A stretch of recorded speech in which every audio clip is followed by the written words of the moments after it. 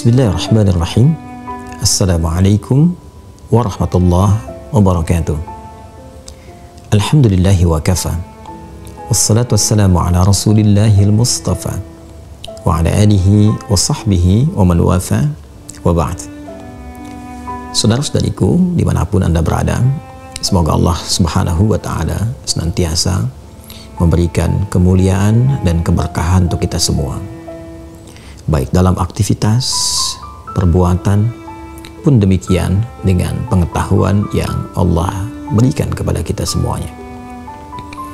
Setiap kita tentu mendambakan pengetahuan yang dalam, wawasan yang luas, dan juga bermanfaat dalam berkehidupan, baik di dunia ataupun kelak di akhirat.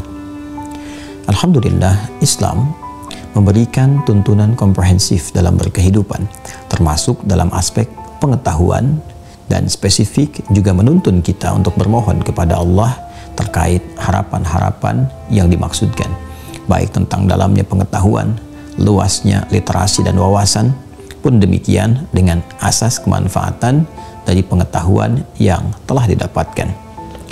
Ada satu hadis yang menarik yang disampaikan oleh Al-Imam At-Tirmidzi dalam kitab Sunan beliau, ada juga yang menyebut dengan Jami' At-Tirmidzi, di kitab Da'wat, topik terkait tentang kumpulan doa-doa yang diajarkan Nabi SAW, di nomor hadis 3599, diriwayatkan dari sahabat Abu Hurairah radhiyallahu taala anhu.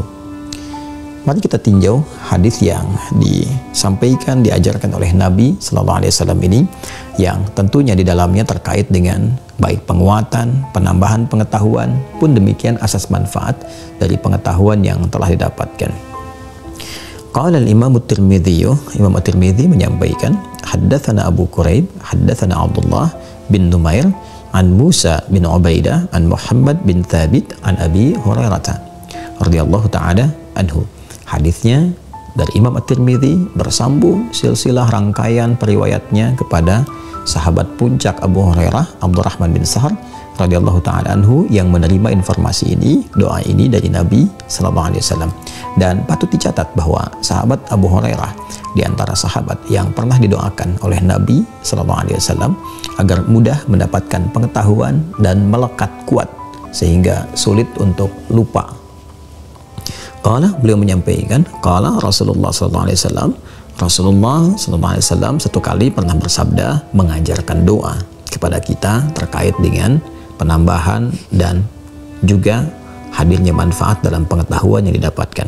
Apa doanya? Mari kita simak. Allahumma anfa'ni bima 'allamtani wa 'allimni ma yanfa'uni wa zidni 'ilma.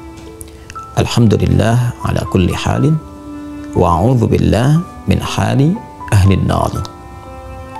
Baik, Allahumma anfa'ni bima 'allamtani.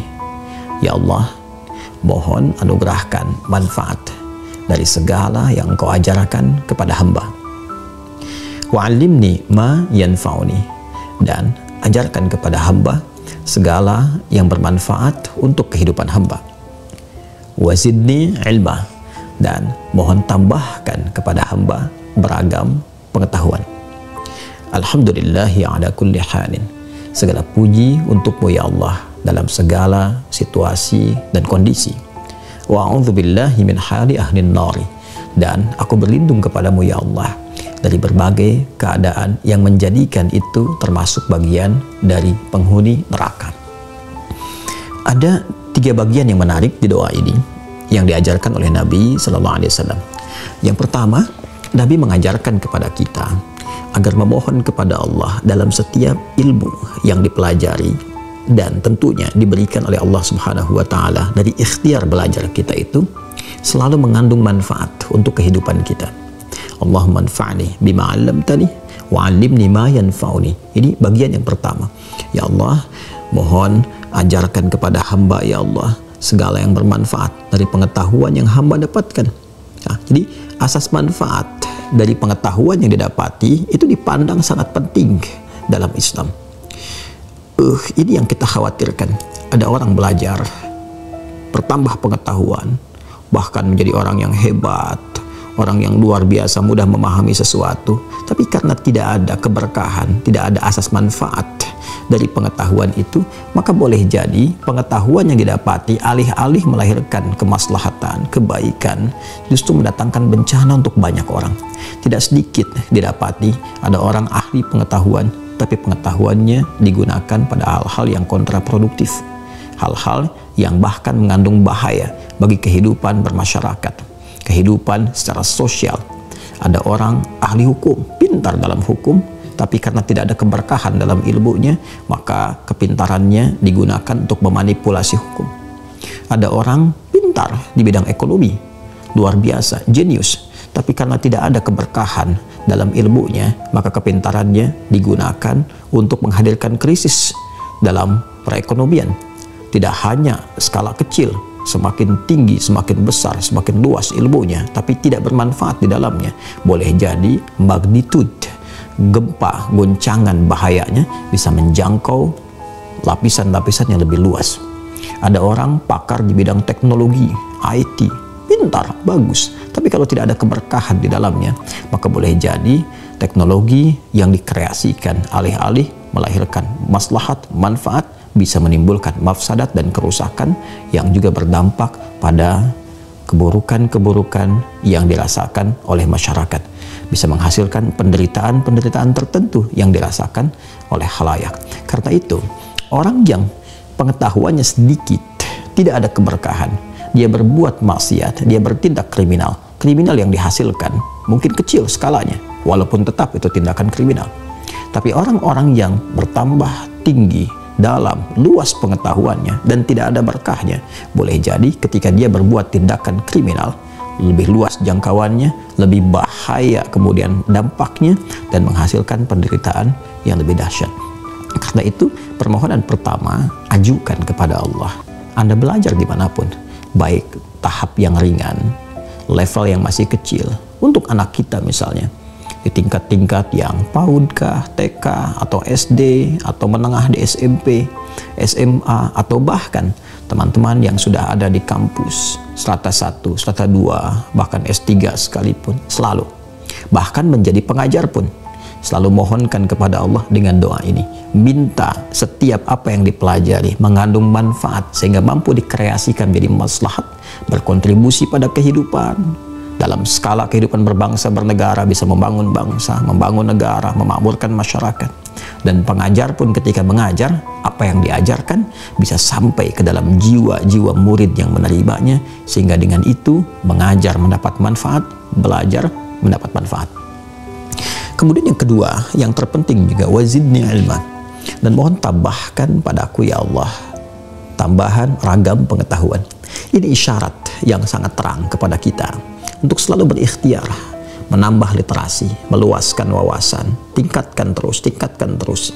Allah memberikan kepada kita bekal potensi pengetahuan yang sangat luar biasa, yang sangat bisa mencakup segala hal yang mungkin kita ingin pelajari.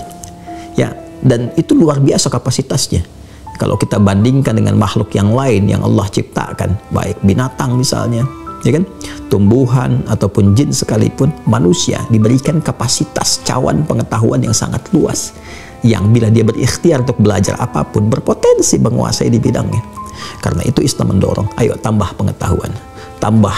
Anda sudah belajar Quran, belajar hadis, sudah belajar hadis, belajar lagi fikih, dimungkinkan Anda menguasai ragam pengetahuan dengan bidang-bidang yang barangkali lebih daripada satu bidang, lebih daripada 2 bidang. Pun demikian di umum, ya, Anda bisa menjadi ahli matematika, juga bisa mengkaji fisika, bisa belajar kimia, bisa belajar kedokteran. Spiritnya adalah Islam mengajarkan kepada kita semua untuk terus menambah wawasan, meningkatkan kepintaran, sehingga dengan tambahan pengetahuan itu makin banyak kreativitas-kreativitas yang mampu dibuat untuk menghadirkan kemakmuran dalam berkehidupan, memajukan di setiap tempat yang ia pijak. Dan dasar ikhtiar itu awali dengan doa.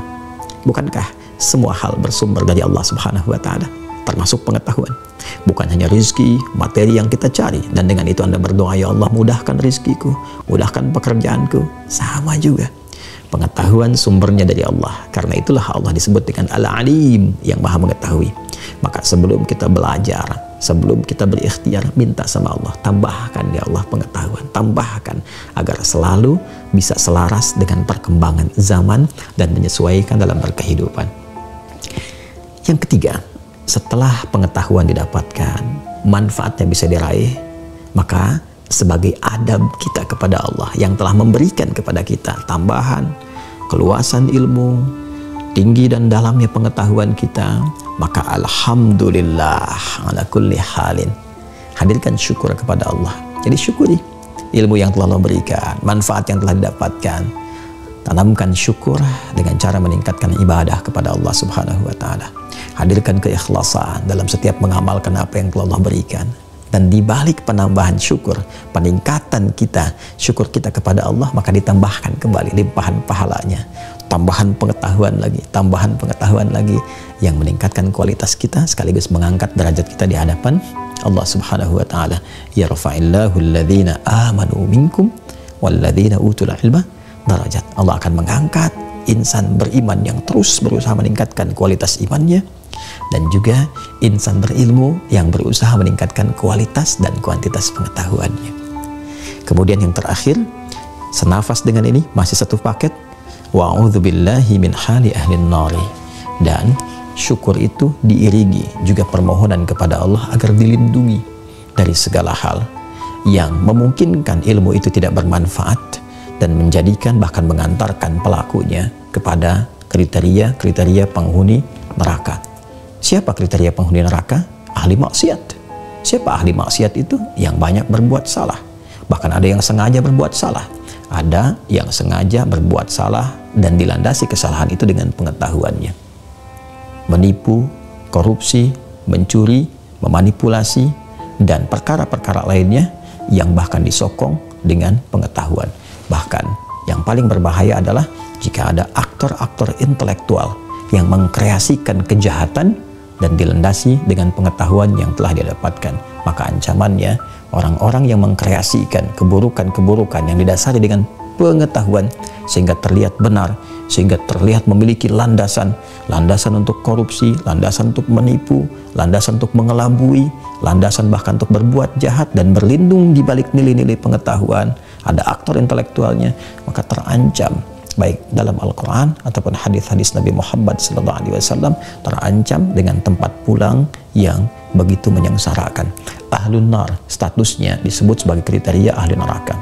Maka bila ada yang demikian terjadi dan sadar kita keliru, segera bertobat, kembali ke jalan yang benar, dan berusaha untuk kembali mendapatkan pengetahuan yang bermanfaat. Itulah doa yang diajarkan Nabi SAW. Semoga kita semua diberikan oleh Allah pengetahuan yang bermanfaat, tambahan-tambahan literasi yang mencerahkan, dan semua itu bisa digunakan setidaknya untuk bisa membangun negeri bangsa kita tercinta sehingga menghasilkan masyarakat yang berkemajuan. Assalamualaikum warahmatullahi wabarakatuh.